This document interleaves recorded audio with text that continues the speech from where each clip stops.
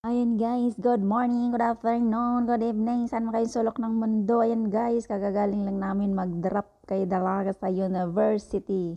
Ngayon, papunta kaming Alrem Mall.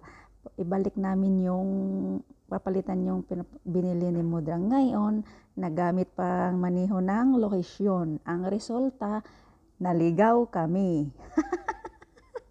Nagamit ng location tapos naligaw. Kaya yun, umikot, hinahanap ang Alrem Mall. Mall.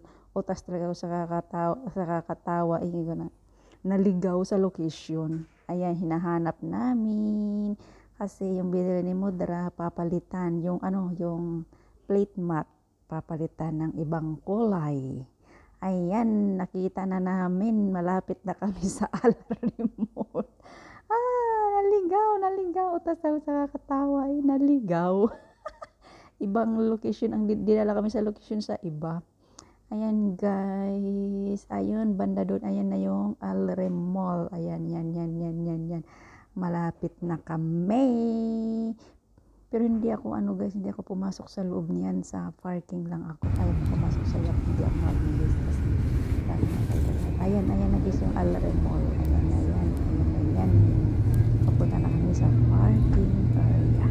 Pero hanggang sa parking lang ako.